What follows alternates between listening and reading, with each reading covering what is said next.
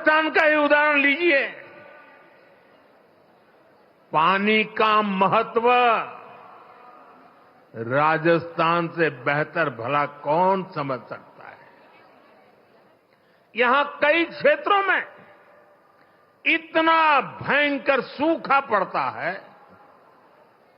वहीं दूसरी तरफ कुछ क्षेत्रों में हमारी नदियों का पानी बिना उपयोग के ऐसे ही समंदर में बहता चला जा रहा है।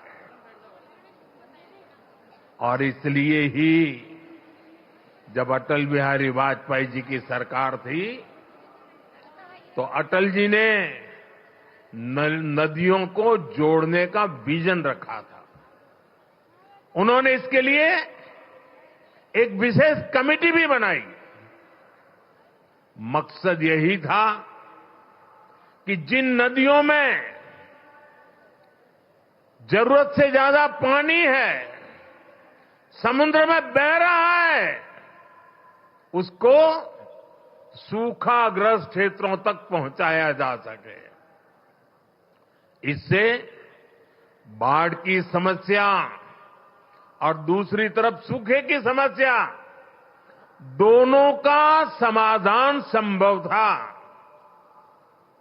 सुप्रीम कोर्ट ने भी इसके समर्थन में कई बार अपनी बातें बताई हैं, लेकिन कांग्रेस कभी आपके जीवन से पानी की मुश्किलें कम नहीं करना चाहती।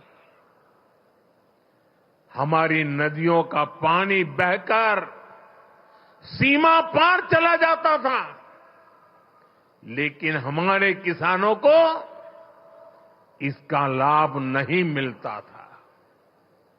कांग्रेस समाधान के बजाय राज्यों के बीच जल विवाद को ही बढ़ावा देती रही।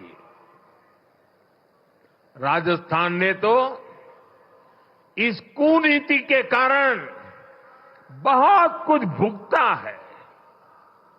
यहां की माताओं बहनों ने भुगता है, यहां के किसानों ने भुगता है। मुझे याद है, मैं जब गुजरात में मुख्यमंत्री के रूप में सेवा करता था, तब वहां सरदार सरोवर डैम पूरा हुआ। मां नर्मदा का पानी गुजरात के अलग अलग हिस्सों तक पहुंचाने का बड़ा अभियान चलाया। कच्छ में सीमा तक पानी ले गए, लेकिन तब उसे रोकने के लिए भी कांग्रेस द्वारा और कुछ एनजीओ के द्वारा तरह तरह के हथकंडे अपनाए गए। लेकिन हम पानी का महत्व समझते थे, और मेरे लिए तो मैं कहता हूं, पानी पारस है। जैसे पारस लोहे को स्पर्श करें और लोहा सोना हो जाता है, वैसा पानी जहां भी स्पर्श करे वो एक नई ऊर्जा और शक्ति का जन्म दे देता है। साथियों, पानी पहुंचाने के लिए इस लक्ष्य पर मैं लगातार काम करता रहा, विरोधों को झेलता रहा, आलोचनाएं सहता रहा, लेकिन पानी के महात्म्य को समझता था। नर्मदा के पानी का लाभ सिर्फ गुजरात को भी मिले इतना नहीं, नर्मदा जी का पानी राजस्थान को भी इसका फायदा हो। और कभी कोई तनाव नहीं, कोई रुकावट नहीं, कोई मेमोरेंडम नहीं, आंदोलन नहीं। जैसे ही डैम का काम पूरा हुआ और गुजरात को हो जाए उसके बाद राजस्थान को देंगे, वो भी नहीं। एक साथ गुजरात में भी पानी पहुंचाना, उसी समय राजस्थान को भी पानी पहुंचाना, ये काम हमने शुरू किया। और मुझे याद है, जिस समय नर्मदा जी का पानी राजस्थान में पहुंचा, राजस्थान के जीवन में एक उमंग और उत्साह था। और उसके कुछ दिन बाद अचानक मैं मुख्यमंत्री के कार्यालय में मैसेज आया कि भैरों जी शेखावत और जसवंत सिंह जी वो गुजरात आए हैं और मुख्यमंत्री जी को मिलना चाहते हैं। अब मुझे पता नहीं था वो आए हैं, किस काम के लिए आए हैं, लेकिन वो मेरे दफ्तर आए। मैंने पूछा कैसे आना हुआ, क्यों? नहीं, बोले कोई काम नहीं था, आपको मिलने आए हैं। मेरे वरिष्ठ नेता थे दोनों। भैरों जी की तो उंगली पकड़ करके हम कई लोग बड़े हुए हैं। और वो आकर के मेरे सामने बैठे नहीं, वो मेरा सम्मान करना चाहते थे। मैं भी थोड़ा भौचक्का था, लेकिन उन्होंने मेरा तो मान सम्मान तो किया, पर वो दोनों इतने भावुक थे, उनकी आंखें नम हो गई थी। और उन्होंने कहा, मोदी जी आपको पता है पानी देने का मतलब क्या होता है? आप इतनी सहज सरलता से गुजरात नर्मदा का पानी राजस्थान को दे दें, ये बोले मेरे मन को छू गया। और इसीलिए करोड़ों राजस्थान वासियों की भावना को प्रकट करने के लिए आज मैं आपके दफ्तर तक चला आया हूं। साथियों, पानी में कितना सामर्थ्य होता है इसका एक अनुभव था। और मुझे खुशी है कि माता नर्मदा आज जालोर, बाड़मेर, चूरू, झुंझुनू, जोधपुर, नागौर, हनुमानगढ़ ऐसे कितने ही जिलों को नर्मदा का पानी मिल रहा है। साथियों, हमारे यहां कहा जाता था कि नर्मदा जी में स्नान करें, नर्मदा जी की परिक्रमा करें तो अनेक पीढ़ी का पाप धुल करके पुण्य प्राप्त होता है। लेकिन विज्ञान का कमाल देखिए, कभी हम माता नर्मदा की परिक्रमा करने जाते थे, आज स्वयं माता नर्मदा परिक्रमा करने के लिए निकली हैं और हनुमानगढ़ तक चली जाती है। साथियों, पूर्वी राजस्थान नहर परियोजना ईआरसीपी को कांग्रेस ने कितना लटकाया, ये भी कांग्रेस की नीयत का प्रत्यक्ष प्रमाण है। ये किसानों के नाम पर बातें बड़ी बड़ी करते हैं, लेकिन किसानों के लिए न खुद कुछ करते हैं और न ही दूसरों को करने देते हैं। भाजपा की नीति विवाद की नहीं, संवाद की है। हम विरोध में नहीं, सहयोग में विश्वास करते हैं। हम व्यवधान में नहीं, समाधान पर यकीन करते हैं। इसलिए हमारी सरकार ने पूर्वी राजस्थान नहर परियोजना को स्वीकृत भी किया और विस्तार भी किया है। जैसे ही एमपी और राजस्थान में भाजपा सरकार बनी तो पार्वती, काली सिंह, चंबल परियोजना, एमपीकेसी लिंक परियोजना पर समझौता हो गया। ये जो तस्वीर आप देख रहे थे ना, केंद्र के जल मंत्री और 2 राज्यों के मुख्यमंत्री, ये तस्वीर सामान्य नहीं है। आने वाले दशकों तक हिंदुस्तान के हर कोने में ये तस्वीर राजनेताओं को सवाल पूछेगी।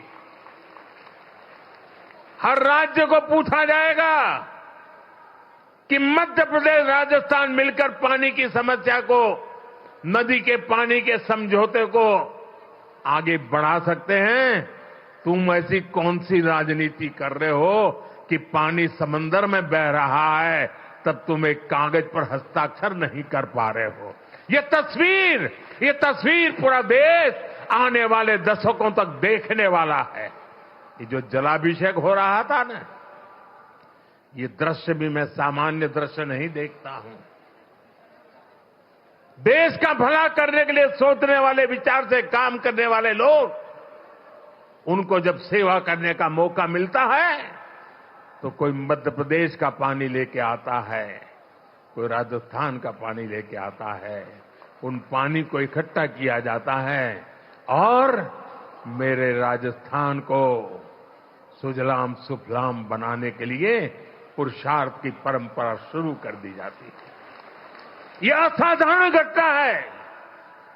एक साल का उत्सव तो है ही, लेकिन आने वाली सदियों का उज्जवल भविष्य आज इस मंच से लिखा जा रहा है। इस परियोजना में चंबल और इसकी सहायक नदियां पार्वती, काली सिंह, कूलो, बनास, बाणगंगा, रुपरेल, गंभीरी और मेज जैसी नदियों का पानी आपस में जोड़ा जाएगा। साथियों, नदियों को जोड़ने की ताकत क्या होती है, वो मैं गुजरात में करके आया हूं। नर्मदा का पानी गुजरात की अलग अलग नदियों से जोड़ा गया। आप कभी अहमदाबाद जाते हैं तो साबरमती नदी देखते हैं। आज से 20 साल पहले किसी बच्चे को अगर कहा जाए कि तुम साबरमती के ऊपर निबंध लिखो, तो वो लिखता कि साबरमती में सर्कस के तंबू लगते हैं, बहुत अच्छे सर्कस के शो होते हैं। साबरमती में क्रिकेट खेलने का मजा आता है। साबरमती में बहुत अच्छी मिट्टी धूल होती रहती, क्योंकि साबरमती में पानी देखा नहीं था। आज नर्मदा का पानी से साबरमती जिंदा हो गई और अहमदाबाद में रिवर फ्रंट आप देख रहे हैं। ये नदियों को जोड़ने से ताकत है। और मैं राजस्थान का वैसा ही सुंदर दृश्य मेरी आंखों में कल्पना कर सकता हूं। साथियों, मैं वो दिन देख रहा हूं जब राजस्थान में पानी की कमी नहीं होगी। राजस्थान में विकास के लिए पर्याप्त पानी होगा। पार्वती, काली सिंह, चंबल परियोजना, इससे राजस्थान के 21 जिलों में सिंचाई का पानी भी मिलेगा और पेयजल भी पहुंचेगा। इससे राजस्थान और मध्य प्रदेश दोनों के विकास में तेजी आएगी। साथियों, आज ही इसरदा लिंक परियोजना का भी शिलान्यास हुआ है। ताजेवाला से शेखावटी के लिए पानी लाने पर भी आज समझौता हुआ है। इस पानी से, इस समझौते से भी हरियाणा और राजस्थान दोनों राज्यों को फायदा होगा। मुझे विश्वास है कि राजस्थान में भी जल्द से जल्द 100% घरों तक नल से जल पहुंचेगा। साथियों, हमारे सीआर पाटिल जी के नेतृत्व में एक बहुत बड़ा अभियान चल रहा है। अभी ज्यादा उसकी मीडिया में और बाहर चर्चा कम है, लेकिन मैं उसकी ताकत भली भांति समझता हूं। जन भागीदारी से एक अभियान चलाया गया है। रेन वाटर हार्वेस्टिंग के लिए रिचार्जिंग वेल बनाए जा रहे हैं। शायद आपको भी पता नहीं होगा, लेकिन मुझे बताया गया कि जन भागीदारी से राजस्थान में आज डेली ऐसे 200 रेन हार्वेस्टिंग स्ट्रक्चर तैयार हो रहे हैं। भारत के जिन राज्यों में पानी की किल्लत है, उन राज्यों में पिछले कुछ महीनों में अब तक करीब करीब 3 लाख रेन हार्वेस्टिंग स्ट्रक्चर बन चुके हैं। मैं पक्का मानता हूं कि वर्षा के पानी को बचाने का ये प्रयास आने वाले दिनों में हमारी धरती मां की प्यास को बुझाएगा। और यहां बैठा हुआ, हिंदुस्तान में बैठा हुआ कोई भी बेटा, कोई भी बेटी कभी भी अपनी धरती मां को प्यासा रखना नहीं चाहेगा। जो प्यास की तड़प हमें होती है, वो प्यास हमें जितना परेशान करती है, वो प्यास उतना ही हमारी धरती मां को परेशान करती है। और इसलिए इस धरती के संतान के नाते हम सबका दायित्व बनता है कि हम अपनी धरती मां की प्यास बुझाएं। वर्षा के एक एक बूंद पानी को धरती मां की प्यास बुझाने के लिए काम लाए, और एक बार धरती मां का आशीर्वाद मिल गया ना, कि दुनिया की कोई ताकत हमें पीछे नहीं रख सकती। मुझे याद है, गुजरात में एक जैन महात्मा हुआ करते थे। करीब 100 साल पहले उन्होंने लिखा था। बुद्धि सागर जी महाराज थे, जैन मुनि थे। उन्होंने करीब 100 साल पहले लिखा था, और उस समय शायद कोई पढ़ता तो उनकी बातों में विश्वास नहीं करता। उन्होंने लिखा था 100 साल पहले, एक दिन ऐसा आएगा जब किराने की दुकान में पीने का पानी बिकेगा। 100 साल पहले लिखा था, आज हम किराने की दुकान से बिस्लेरी की बोतल खरीद के पानी पीने के लिए मजबूर हो गए हैं। 100 साल पहले कहा गया। साथियों, ये दर्द भरी रास्ता है। हमारे पूर्वजों ने हमें विरासत में बहुत कुछ दिया है। अब हमारा दायित्व है कि हमारी आने वाली पीढ़ी को पानी के अभाव में मरने के लिए मजबूर न करें। हम उन्हें सुजलाम सुफलाम हमारी ये धरती माता हमारी आने वाली पीढ़ियों को सुपुर्द करे। और उसी पवित्र कार्य को करने की दिशा में मैं आज मध्य प्रदेश सरकार को बधाई देता हूं। मैं मध्य प्रदेश की जनता को बधाई देता हूं। मैं राजस्थान की सरकार और राजस्थान की जनता को बधाई देता हूं। अब हमारा काम है कि बिना रुकावट इस काम को हम आगे बढ़ाएं। जहां जरूरत पड़े, जिस इलाके से ये योजना बनती है, लोग सामने से आकर के समर्थन करें, तब समय से पहले योजनाएं पूरी हो सकती है और इस पूरे राजस्थान का भाग्य बदल सकता है।